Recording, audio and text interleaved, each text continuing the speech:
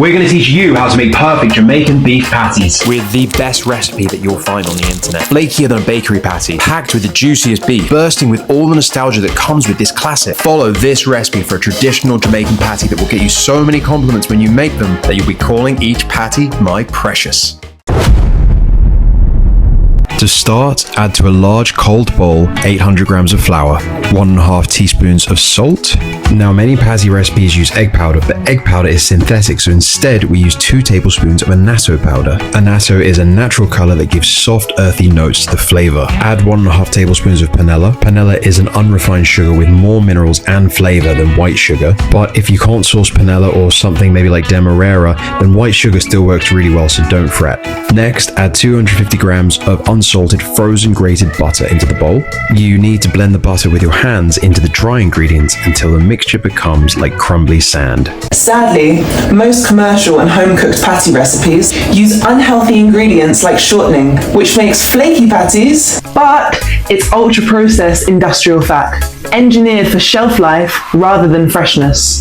But our old-school butter patty recipes are even more flaky. To prep the butter, we simply froze the block for a couple of hours, grated it, and then froze it again. I'd do this for at least 1 hour before you want to start your dough. The reason everything needs to be cold is because you're trying to stop butter melting into the flour. So the butter and flour stay separate until they're actually baking in the oven. So you get that perfect flaky patty. For this recipe, we use 260 to 310 milliliters of cold water as a guide, but you don't necessarily need to use all of that water. Now, the trick is to pour the water slowly into the dry mix, but quickly press the dough together with your hands. The reason for the cautiousness and limiting the water is because the hydration creates gluten and gluten creates chewiness.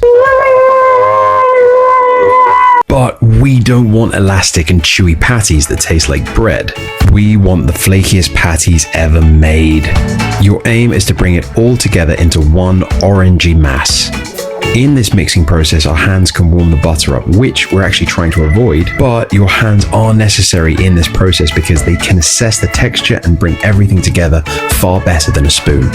Just remember to work fast with your hands. Also, in this process, you might be wondering where the heck the orange color is, but as if by magic, when we add water, there it is. So collect that dough into one cohesive mass. Then we'll wrap the dough in cling film and place it to chill for 30 minutes to cool that butter again. Now, you can use the fridge, but for myself, I actually prefer using the freezer. It's only 30 minutes. I'm not actually trying to freeze it. I just want to really chill that butter. So whichever option you do choose, a fridge or freezer, you want to make sure that the butter in your dough is as cold as possible. But we don't actually want to freeze the dough solid, just really cold. So find a temperature that works for you. Now that 30 minutes leaves us with the perfect time to cook the filling. You'll need 4 finely chopped spring onions, 2 medium diced onions, 1 medium orange bell pepper, and 1 medium red bell pepper. 3 finely chopped cloves of garlic, and 2 finely chopped Scotch bonnets. Now, with the beautiful sweetness of the Scotch bonnet pepper, I actually prefer 4 in this recipe, but go with your own taste. Trust me when I say they're hot, and even chopping them, you really feel their heat. Then in a frying pan over medium to high heat, add a generous few glugs of olive oil. Once heated, add all chopped veggies. Then saute all together for approximately 5 minutes until soft and fragrant. So we're adding 800 grams of ground beef to the pan. So 10 to 15% fat works best for the ground beef. We've got 10% here.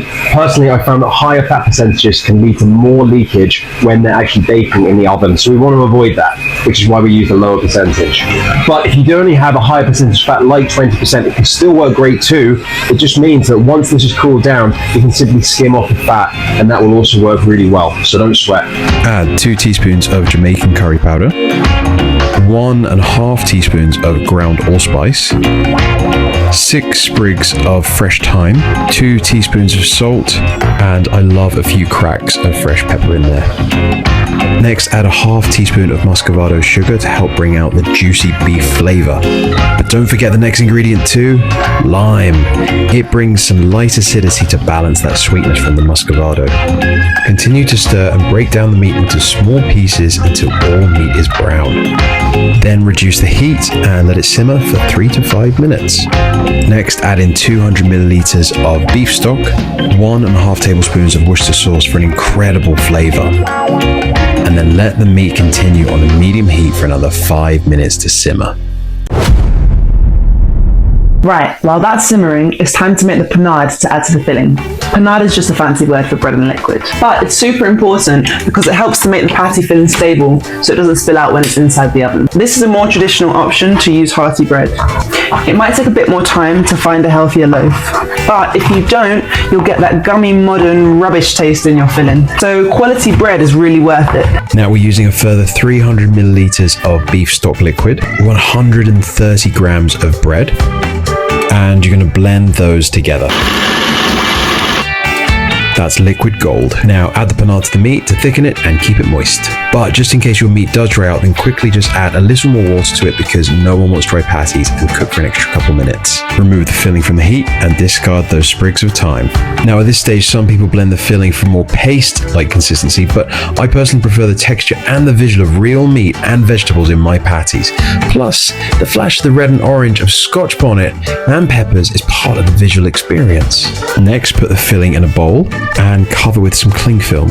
Poke some air holes so it doesn't all steam in there. Here, I just put my filling in a freezer to cool it down quickly, but a really good hack is just to use ice packs. 30 minutes is up and our pastry dough is ready to go. Now you've worked this hard so far to avoid soft, doughy, chewy patties. But if you really want the ultimate flaky patty, you have to follow this next step properly. Lamination. The word sounds like you're about to put shiny plastic on a new school book. But it's really just another fancy chef term for making irresistible layers of flaky pastry. So you're going to start by flattening out the pastry dough with a rolling pin. You're basically trying to make a long rectangle shape to start. And you're focused on keeping everything cold, but don't forget to every now and then use just enough flour to stop your pastry dough from sticking to the surface and your rolling pin. Here all I'm doing is bringing the folds together just to make it easy to roll out into that rectangle. The dough is going to be quite firm from being in the fridge or freezer, which is fantastic. Then add 3 lines of grated frozen butter, and as you fold each one in on itself, keep a bit of distance between the butter and the edges as the rolling pin can smush it out, and you want it all contained in the dough. Once you've rolled them into a new log, then repeat that step 3 to 4 more times, making sure the butter is in the freezer between each round. Sadly, a lot of recipes neglect this old school step of lamination, but we want proper flaky patties, so we've got to show you the right way.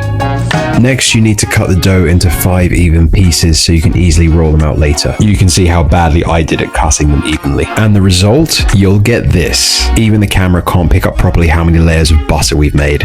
Now wrap each one and put it in the fridge or freezer for 30 minutes. So we've got our meat ready, pastry out the freezer.